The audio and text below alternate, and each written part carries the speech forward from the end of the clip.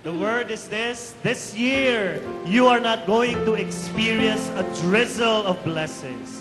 You will not experience a quick, light rain of blessings. Parang ambon. No, I believe, and this is my word for you, this year, you are going to experience a downpour of blessings. Yes. God, my dear friends, doesn't want you to get moist. He doesn't want you to get damp. He doesn't want you to get a little bit wet. He wants you to get drenched by a downpour of His love. Parang ganito, ganyan ang nais ng Diyos sa ating lahat. Na ano? Basang-basa ng Kanyang pag-ibig. Receive it this year, my dear friends. Amen? Amen. Can you tap as many people as you can and tell that person, you will be drenched.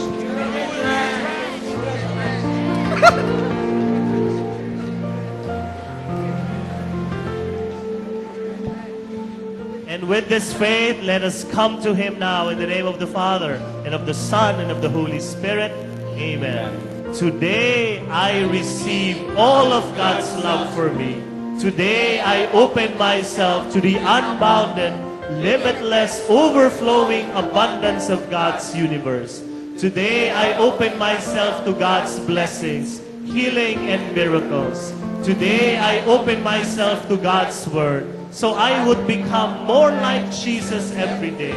Today, I proclaim that I am God's beloved. I am God's servant. I am God's powerful champion. And because I am blessed, I am blessing the world. In Jesus' name, amen. Amen. Thy word is a lamp unto my feet and a light unto my path. I'm going to read from 1 Kings. To give you a context, this was during the time that Israel had a drought. Tagtuyot. 3 years. Tuyo ang buong bayan. So lahat sila kinakabahan na dahil tuyong-tuyo ang lahat. Have you an experience of drought in your life? Sino itong nagka-experience na gano'n? Tuyong-tuyo. Lahat. Wallet, puso. Parang dasal ka ng dasal, parang si Lord di nakikinig. Yun yung drought sa buhay. Parang ang bait-bait mo, ang sama ng mga tao sa paligid mo, that is drought in life. But the Word of God will tell us that every drought ends. Lahat natatapos. If you have a problem, no matter how big or small it is, it will pass away. Sino may mga problema siya? It will pass away. Matatapos din yan. Kung ang problema mo, katabi mo, mamamatay din yan. Matatapos din. Matatapos din. Yan ang salita ng Diyos sa atin. So let me read from 1 Kings, chapter 18. This is the story of Elijah. Elijah said to King Ahab, "Now, go and eat." Sabi niya sa hari, "I hear the roar of rain approaching." I hear the roar of rain approaching. While Ahab went to eat, Elijah climbed to the top of Mount Carmel, where he bowed down to the ground with his head between his knees. So yung mata niya, hindi niya nakikita, nakaganon lang siya. Nakatupi, nakatiklop ang katawan. He said to his servant, "Go and look towards the sea." The servant went and returned, saying, "I didn't see anything." 7 times in all, Elijah told him to go and look. Let me go back. Elijah said to the king, sabi niya, "I can hear the roar of rain approaching."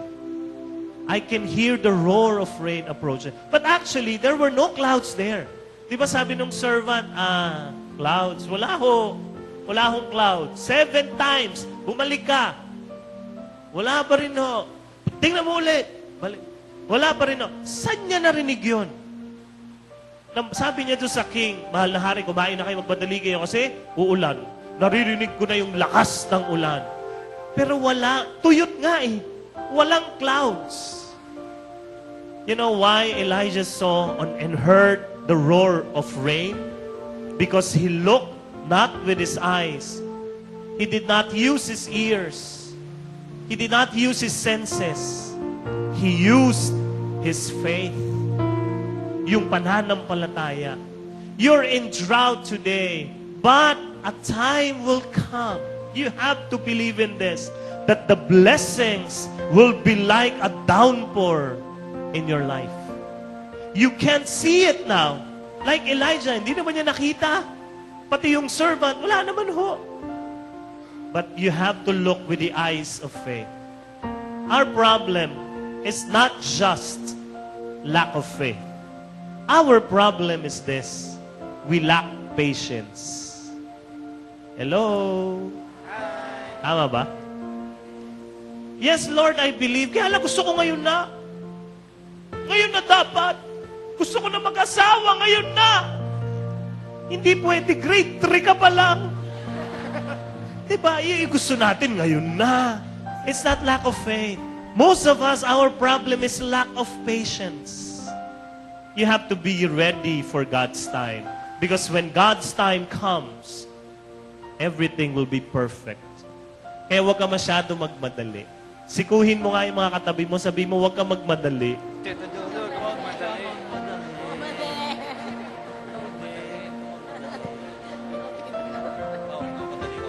Yung isa sinabihan, hindi naman ako nagmamadali, matanda na ako. Bilis-bilisan niyo! Nakakain na kayo ng hilaw? Diba, pag hilaw, maasim, mapakla. Pag mahilaw na prutas, hindi masarap kainin. You have to wait it to be ripe. Dapat ripe na para dumupitasin. Ganon din ang mga biyaya. Mas masarap siya pag pag pwede nang pitasin. Pag hindi hilaw. Pag hindi hilaw. Some of your biggest blessings, my dear friends, will come only through time. Have faith and be patient, and blessings will come. Amen? Amen. Let me continue. Sabi sa 1 Kings, the 7th time, the servant returned and said, I saw a little cloud, no bigger than a man's hand, coming up from the sea. Elijah ordered his servant, go to the king and tell him to get into his chariot and go back home before the rain stops him. Sabi ng servant, Master Elijah, may nakita na ako, pero liit lang. Well, ganito lang yung ulap, walang dating. Hindi yan uula. Ano sabi ni Elijah? Oh, tawagin mo yung hari. Sabi mo magmadali. Bakit? Aabutan siya ng baha. Ang liit-liit oh. May biyaya ba yun? We need to see, my dear friends, the blessings before we receive them. Actually, if we have blessings already and then we don't see them, we neglect the blessings. Kaya kung gusto mong makita yung plano mong maganda at mga biyaya, Lord, gusto kong mangyari ito sa buhay ko 2011, you have to see it already in your mind. Not with your eyes, but with your faith. You've got to see small blessings in order for you or in order for the small blessing to become a big blessing. Sapagkat, mga kaibigan, nakatago ang mga big blessings saan?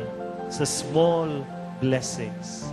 The servant of Elijah could only see a small cloud. Elijah saw a gigantic storm clouds within a small cloud. Isang problem pa natin ganito.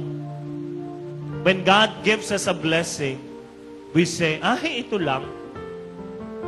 Humingi ka ng ganito, ito lang ang binigay. Hindi natin alam na yung maliit na yon, doon magmumula yung mas malaking biyaya. If you do not appreciate the small blessings of God, you won't see the big blessings. The big blessings are always hidden in the small ones. Let me continue. In a little while, The Word of God says, in a little while, kunti lang, the sky grew black with clouds and wind, and there was a heavy shower. Are you ready for a heavy rain of blessings from God today? Yes. Are you ready for a downpour of God's love? Are you ready to be drenched by your God? Close your eyes, bow down your head, and pray this prayer after me. Father in heaven, I ask you to open my heart to receive a downpour of your blessings. Not only for today, but for the whole year. Not only for myself, but also for the people I love. I am ready to be drenched by your love. I claim this. I see this. In Jesus' name. Amen. Thy word is a lamp unto my feet and a light unto my path. Let's give the Lord a big hand. Hallelujah. Oh, holy. Thank you, Jesus. Thank you, Father. As you sit down, can you tell someone next to you, God is blessing you right now. God is blessing you right now. Praise God. Thank you, Jesus. Welcome to this series titled Drenched. If you want to be drenched by the blessings of God this 2011, you need to do 4 things. First, you have to see the blessings. And that is the talk today. Second, you speak the blessing. Third, you grow the blessing. And fourth, you have to enjoy the blessing. One big message today is this. What you can conceive, you can achieve. Can you say that, please? What you can conceive in your mind, you will be able to achieve. If you cannot conceive this, you won't be able to get it.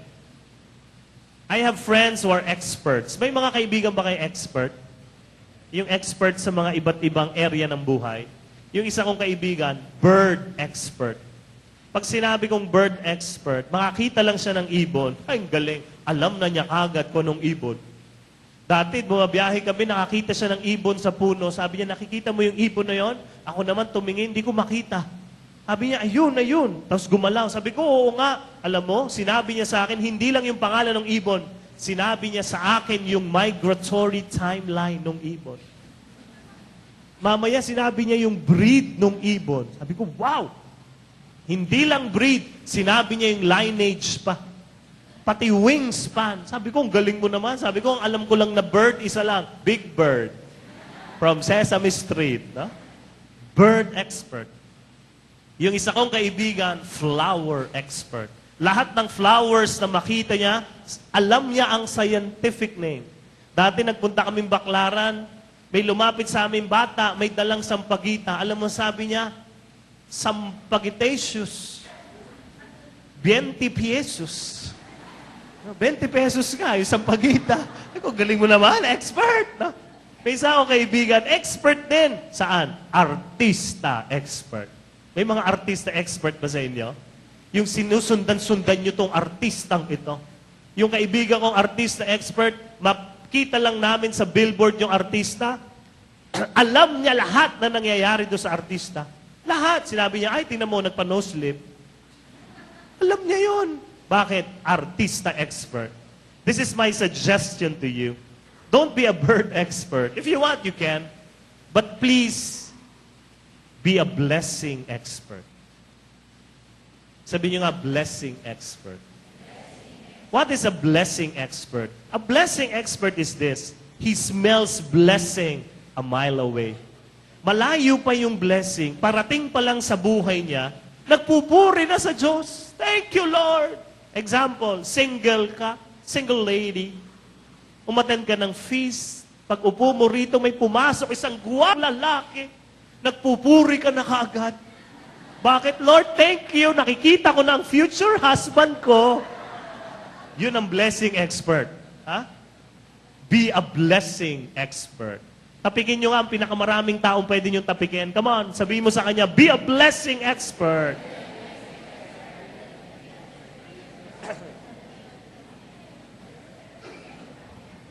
There are some people who are the opposite of blessing experts.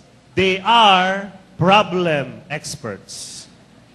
When I say problem experts, they see problems in everything. May mga kilala kayong ganon?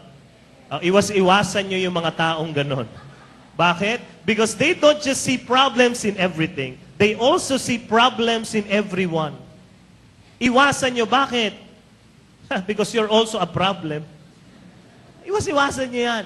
For them, they even change a beautiful song into a negative song. Why? Because they are problem experts. Ito yung isang kanta na pinalitan nila yung lyrics. Pwede nyo tingnan yung screen para makuha nyo yung message. Ito yon, kakanta sila. I believe for every drop of rain that falls, basa ang sinampay ko.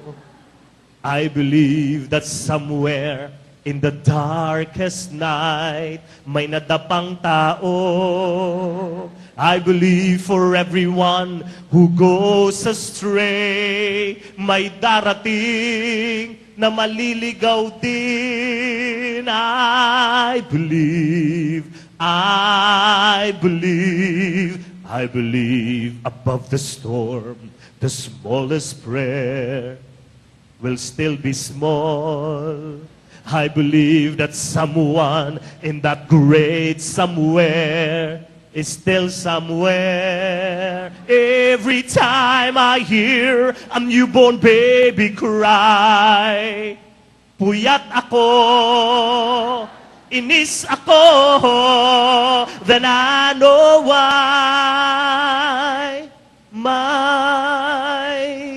May patay.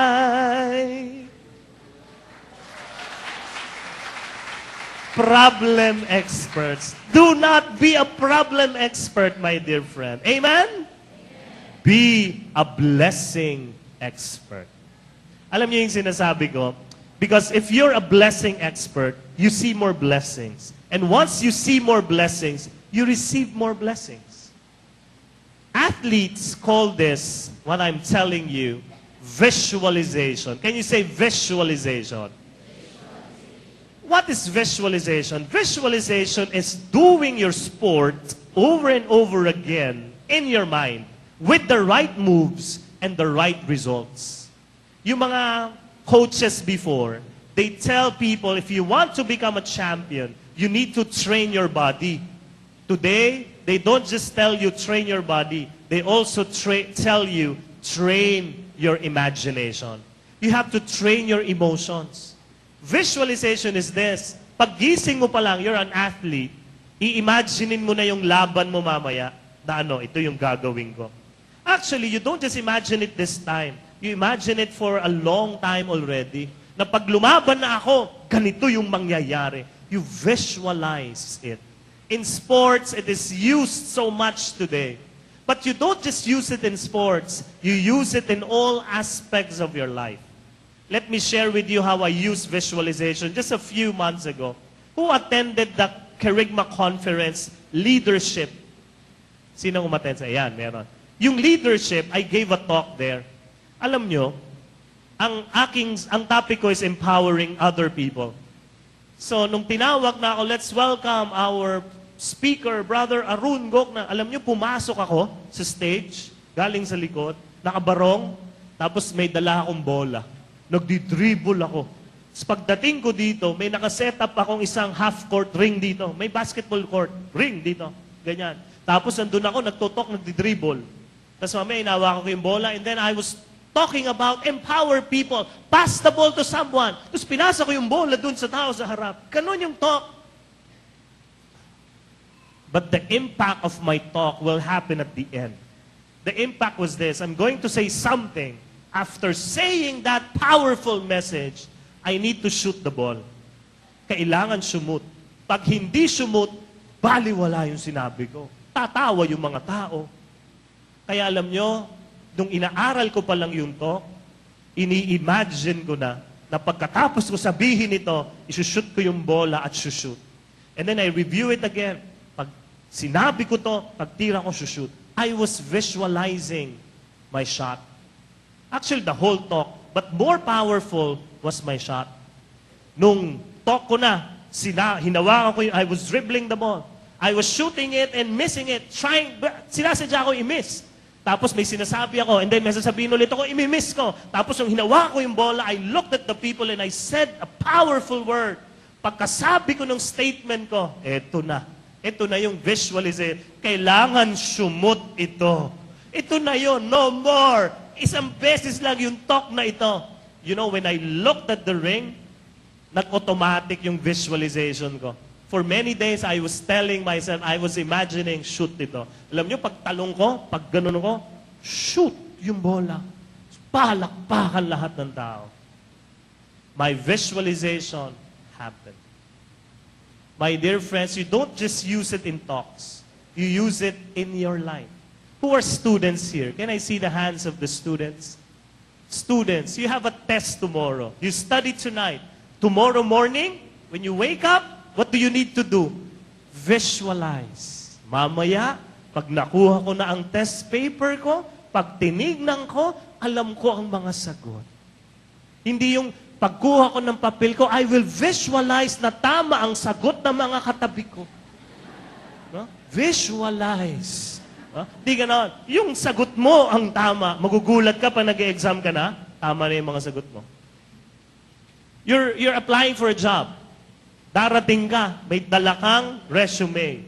Before you went there, you have to imagine, Lord, alam ko, sure ako dito. And then you imagine the place, the people, makikita ko yung mga tao smiling. Tapos punta ka na. Alam nyo, pagpasok mo pa lang sa office, you'll be looking for people who are smiling. Baliktarin nyo. Ang visualization nyo, lahat sila galit sa akin. Galit. Nakasimangot sila. Pagdating mo pa lang, yung guard pa lang, sabi ko na, nakasimangot. No? Because it is power. What you can conceive in your mind, you will achieve. Kaya the beginning of seeing the blessing is conceiving it in your mind. Elijah was there. Pero bago niya sabihin, tingnan mo, sinabi niya na sa king na go and eat because I can hear the roar of rain coming. That is what? Seeing with faith. That is visualization. And it happened. It happened. When I preach, I always use the power of visualization. I put in my mind that people I'm going to talk to will smile, will laugh at this type of a joke, and they will be blessed. Bago ako tumayo dito, yun ang ginagawa ko doon sa loob na yon. Nagdadasal at sabi ko, ganito ko to gagawin. Papatawanin ko sila rito. Papapalakpakin ko sila rito. Pag hindi, sasabi ko, palakpakan si Lord. Ganon. No? No? So, pumalakpak nga. Di ba? But that is vision. Dito ko gustong gawin. Yan, no? Kahit di mo sinabi, pumapalakpak. Di ba? I'll tell you one story of our friend, si Rudy. Rudy, before he was so poor, mahirap talaga. Yung pag nakita mo yung buhay niya, talagang alam mo walang pupuntahan to. But Rudy knows the power of what I'm telling you. Nakatira lang sila sa isang maliit na kwarto. Mahirap talaga lang sila, mag-asawa. Ang ginawa niya, dahil mahirap sila, alam niya to eh. Kinuha niya yung paper, newspaper, naghanap siya ng dyaryo, tapos nakakita siya ng isang ad. Ginupit niya, ano yon? A picture of an electric fan. Tapos nilagay niya doon sa kwarto niya, kinabit niya doon sa may paa nila, sa kama. Yun lang. Tapos pag naiinitan siya, tinitingnan niya yung electric fan. Tapos ino-on niya kunyari. Malamig na. Ganon. Tapos minsan silang mag-asawa, nagtitinginan. Nalalamigan ka. Hinaan ko. Tapos pipindutin lang nila. Ganon. Eh, naniniwala sila, magkaka-electric fan tayo. 4 days after, he got a knock on his door. Pagbukas niya, yung kapitbahay, sabi, Rudy, alis na kami, lilipat ng bahay, binibenta ko yung electric fan ko, gusto mo, 50 pesos lang. Sabi niya, ayoko po, bibili ko yan. Nakuha niya yung electric fan, tinanggal niya yung electric fan na picture, pinalitan niya ng tunay na electric fan. So meron na siyang electric fan. You know what's next? Hanap siya, cut out, white van. Nilagay niya doon. Bakit? Gusto niya magka-white van. Pag inisip mo, ang hirap-hirap mo, paano ka magkaka-white van? But every day, tinitingnan niya yung white van. After a few months, he was able to buy a second-hand white van. Trabaho siya talaga. Second-hand white van. Today, Rudy's abroad. He's a multi-millionaire. Pag tinanong mo, paano nangyari yan? Yung cut-out ng electric fan. Pero nasa isip niya, magkaka-electric pan ako, magkaka-electric pan. What you can conceive, you can achieve. Actually, his secret was this. He saw the blessings in his mind before he received them. That is the secret.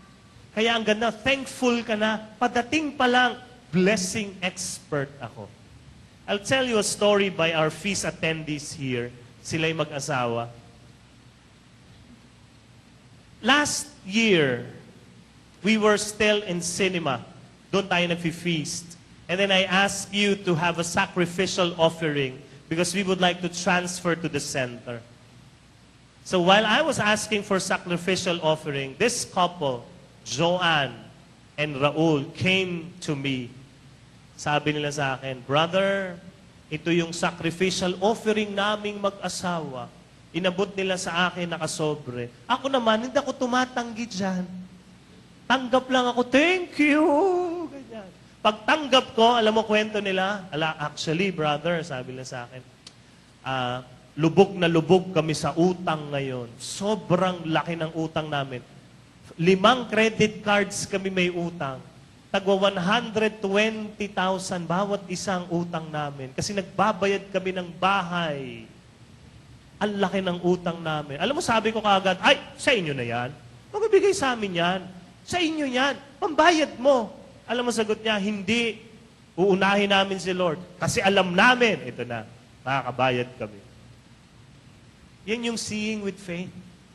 Kasi pag may utang ka, ang nakikita mo palaging statement. Tama? Pag may utang ka, Bombay ang palagi mong nakikita. Nasa pintuan mo. Diba? Palaging yun na lang, may account statement ka pa. Nakikita nila yon. Kaya lang, they look with their eyes of faith. Binigay sa akin, di brother, alam namin, makakabayad kami. The Lord will provide for us. Gamitin mo yan. So ako, I prayed for them. Sabi ko, Lord, let what they believe come true. And you know, they continue serving in the feast. Bayad ng utang. Bayad sila. Try their best. Yung binigay nila, malaki. Ginamit natin dito. Isa sa mga pondo yan dito sa feast. And you know what happened? Last week, they approached me. Ngiting-ngiti. Brother, love offering namin ulit para sa center. Ako naman, ako tumatanggi dyan. Tanggap lang. Oy, thank you. Kaya lang yung next na kwento nila, dun talaga, oh, wow. Alam mo, sabi nila, brother, yung 5 credit cards na pinag-uutangan namin, bayad na namin. Wala na kaming utang. Bakit? Nung binigay nila sa akin noon, nakita na nila na makakabayad kami. Makakabayad kami. What you can conceive in your mind, you will achieve. Remember, my dear friends, your reality is only limited by your vision. What you hold in your hand is only limited by what you see in your mind. Your inner world will always manifest in your outer world. Here's a known fact. Your imagination is a blueprint of what will happen in your world. In God's perfect timing, Ako, I really believe, even if you cannot see the blessings, the dreams that you would like to happen in your life, but in God's perfect timing, pero bago niya sabihin, tingnan mo, sinabi niya na sa king na ano, go and eat because I can hear the roar of rain coming. That is what? Seeing with faith. That is visualization. And it happened. It happened. When I preach, I always use the power of visualization. I put in my mind that people I'm going to talk to will smile, will laugh at this type of a joke, and they will be blessed. Bago ako tumayo dito, yun ang ginagawa ko doon sa loob na yon. Nagdadasal at sabi ko, ganito ko to gagawin, papatawanin ko sila rito, papapalakpakin ko sila rito. Pag hindi, sasabi ko, palakpakan si Lord. Ganon. No? No? So pumalakpak nga. Di ba? But that is vision. Dito ko gustong gawin. Yan, no? Kahit di mo sinabi, pumapalakpak. Di ba? I'll tell you one story of our friend, si Rudy. Rudy, before he was so poor, mahirap talaga. Yung pag nakita mo yung buhay niya, talaga alam mo walang pupuntahan to. But Rudy knows the power of what I'm telling you. Nakatira lang sila sa isang maliit na kwarto. Mahirap talaga lang sila, mag-asawa. Ang ginawa niya, dahil mahirap sila, alam niya to eh. Kinuha niya yung paper, newspaper, naghanap siya ng dyaryo, tapos nakakita siya ng isang ad. Ginupit niya, ano yon, a picture of an electric fan. Tapos nilagay niya doon sa kwarto niya, kinabit niya doon sa may paa nila, sa kama. Yun lang. Tapos pag naiinitan siya, tinitingnan niya yung electric fan. Tapos ino-on niya kunyari. Malamig na. Ganon. Tapos minsan silang mag-asawa, nagtitingin na, nalalamigan ka, hinaan ko. Tapos pipindutin lang nila. Ganon. Eh, naniniwala sila, magkaka-electric pan tayo. 4 days after, he got a knock on his door. Pagbukas niya, yung kapitbahay, sabi, Rudy, alis na kami. Lilipat ng bahay. Binibenta ko yung electric pan ko. Gusto mo, 50 pesos lang. Sabi niya, ayaw po, bibilin ko yan. Nakuha niya yung electric pan. Tinanggal niya yung electric pan na picture. Pinalitan niya ng tunay na electric pan. So meron na siyang electric fan. You know what's next? Hanap siya. Cut out. White van. Nilagay niya doon. Bakit? Gusto niya magka-white van. Pag inisip mo, ang hirap-hirap po, paano ka magkaka-white van? But every day, tinitingnan niya yung white van. After a few months, he was able to buy a second-hand white van. Trabaho siya talaga. Second-hand white van. Today, Rudy's abroad. He's a multi-millionaire. Pag tinanong mo, paano nangyari yan? Yung cut-out ng electric pan. Pero nasa isip niya, magkaka-electric pan ako, magkaka-electric pan. What you can conceive, you can achieve. Actually, his secret was this. He saw the blessings in his mind before he received them. That is the secret. Kaya ang ganda, thankful ka na, padating pa lang, blessing expert ako. I'll tell you a story by our feast attendees here. Sila'y mag-asawa. Last year, we were still in cinema. Doon tayo nag-feast. And then I asked you to have a sacrificial offering because we would like to transfer to the center. So while I was asking for sacrificial offering, this couple, Joanne and Raul, came to me. Sabi nila sa akin, Brother, ito yung sacrificial offering naming mag-asawa. Inabot nila sa akin nakasobre. Ako naman, hindi ako tumatanggi dyan. Tanggap lang ako, thank you. Ganyan. Pagtanggap ko, alam mo kwento nila, actually, brother, sabi nila sa akin, lubog na lubog kami sa utang ngayon. Sobrang laki ng utang namin. 5 credit cards kami may utang. Tagwa 120,000 bawat isang utang namin. Kasi nagbabayad kami ng bahay. Ang laki ng utang namin. Alam mo, sabi ko kaagad, ay, sa inyo na yan. Huwag ibigay sa amin yan. Sa inyo yan. Pambayad mo. Alam mo, sagot niya, hindi. Uunahin namin si Lord. Kasi alam namin, ito na, makakabayad kami. Yan yung seeing with faith. Kasi pag may utang ka, ang nakikita mo palaging statement. Tama? Pag may utang ka, Bombay ang palagi mong nakikita. Nasa pintuan mo. Diba? Palaging yun na lang, may account statement ka pa. Nakikita nila yon. Kaya lang, they looked with their eyes of faith. Binigay sa akin, hindi brother, alam namin, makakabayad kami. The Lord will provide for us. Gamitin mo yan. So ako, I prayed for them. Sabi ko, Lord, let what they believe come true. And you know, they continue serving in the feast.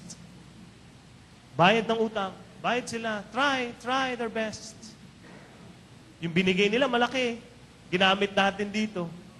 Isa sa mga pondo yan dito sa feast. And you know what happened? Last week, they approached me. Ngiting-ngiti. Brother, love offering namin ulit para sa center. Ako naman, ako tumatanggi dyan. Tanggap lang. Oh, thank you. Kaya lang yung next na kwento nila, dun talaga, oh, wow.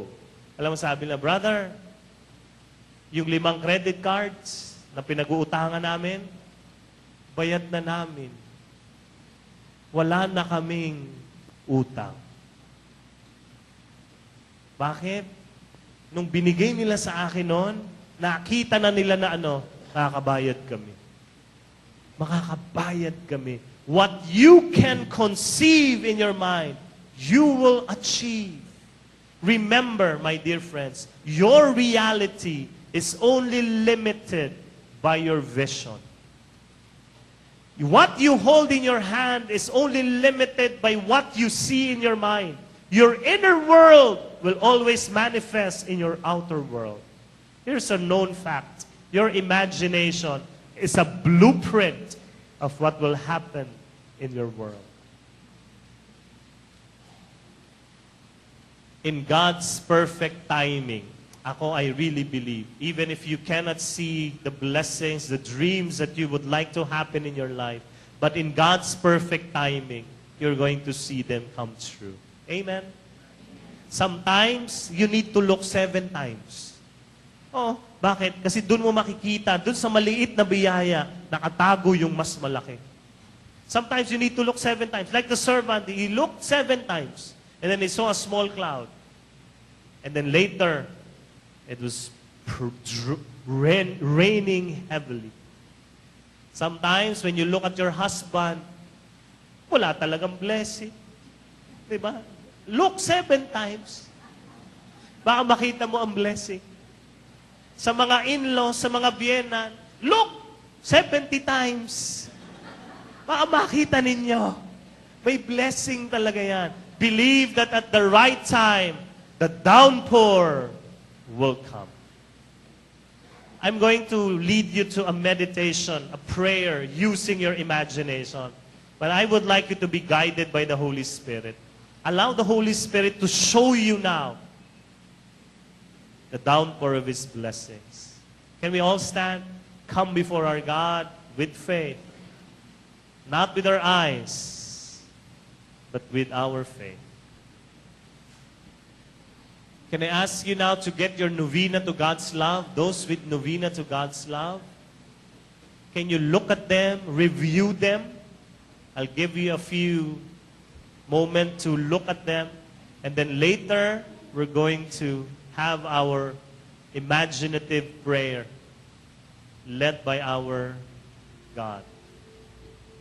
Review them. Yan ang mga pangarap ninyo. For those who do not have, just wait for our time of prayer. Have faith in your life that you're going to see your dreams come true. God's perfect timing, it will come. But you need to see it first in your mind for you to achieve all of them. Are you ready to pray? Close your eyes, my dear friend. If you have your novena to God's love, place it in your heart. If you don't, just put your hands upon your heart now. Close your eyes and just allow the Holy Spirit to guide you I would like you to see your year, this year, 2011, being blessed by God. Use your imagination. Do you see financial blessings in your life?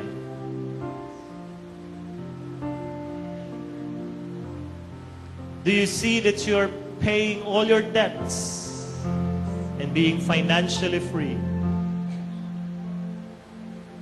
Do you see your career blooming? Do you see yourself promoted? See your children growing up with God. Your family united again. See yourself so healthy. See your ministry grow.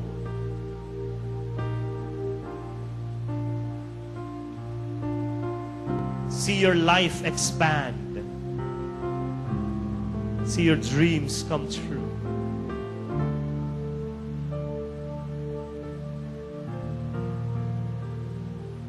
The Spirit is showing you now.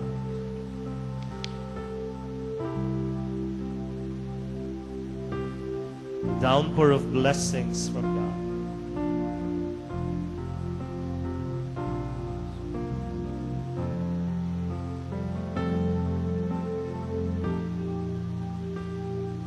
As we continue to pray, I'll be asking our leaders to bless you with holy water.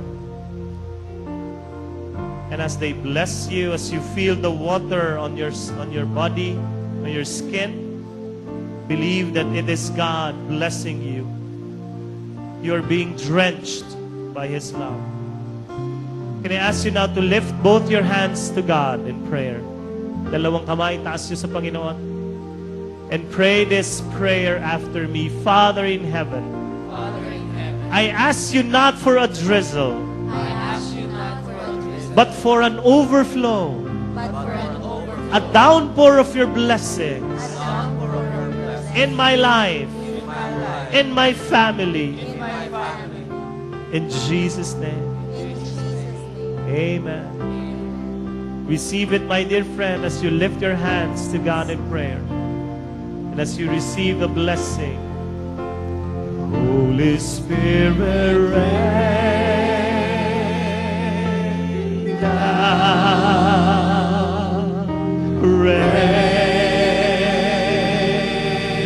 down. There is an overflow of blessings now. Oh, comforter and friend. Oh, receive it, my dear friend. How we need your touch. Hallelujah. Again. Oh, drench us with your love. Holy Spirit, rain down. Rain down. Let your power fall. Let your voice be heard. Come and change our hearts as we stand on your word. Holy Spirit,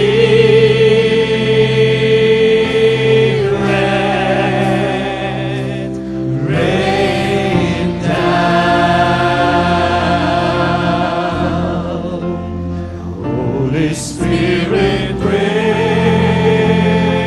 Oh, receive the blessing of God. Rain down, oh comforter and friend, how we need your touch again. Receive His touch. Holy Spirit, rain down. Rain down. Rain down. Let your power fall. Let your voice be heard. Come and change our hearts as stand on your word, Holy Spirit,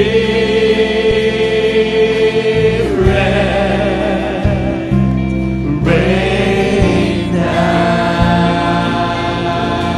Oh, God is filling you now with His love, with His joy, with His peace, with His grace, to overflowing. Nag-uubapaw ngayon ang biyaya ng Diyos sa iyo. And because we know that you will continue to bless us, oh God, we would like to offer to you our lives.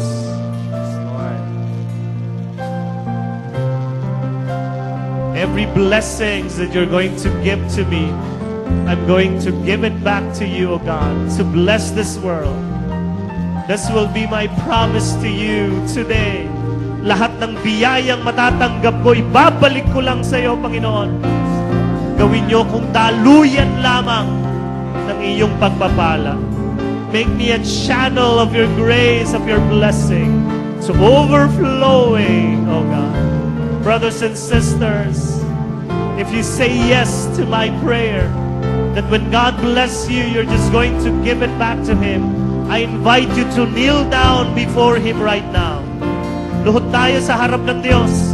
Diyos na nagpapala sa ating lahat. And lift your hands to God and give it back, your life. Surrender to Him. Holy Spirit, rain down. Holy Spirit, rain down. Rain down. Rain down. Oh, Comforter and friend, how we need your touch. Oh, we give it back to you, oh God. Holy Spirit, rain down, rain down. Let your power fall, let your voice be heard. Come and change our hearts as we stand on your word. Holy Spirit, rain. Look at your people, oh God. Look at your people today. No eye has seen, no ear has heard, no mind can know what God has in store. So open up heaven, open it wide over your church and over our lives. Holy Spirit, rain down, rain down. Oh, Comforter and friend, how we need your touch again. Holy Spirit, rain down, rain down. Let your power fall, let your voice be heard. Come and change our hearts as we stand on your words.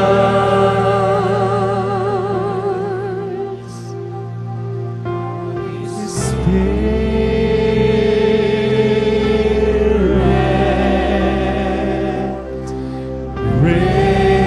rain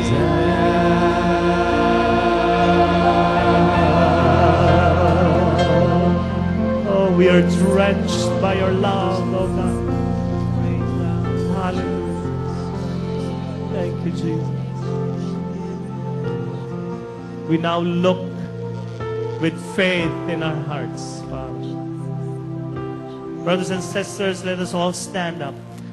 And as you stand up, I would like you to stand up with faith and see that blessings are already here.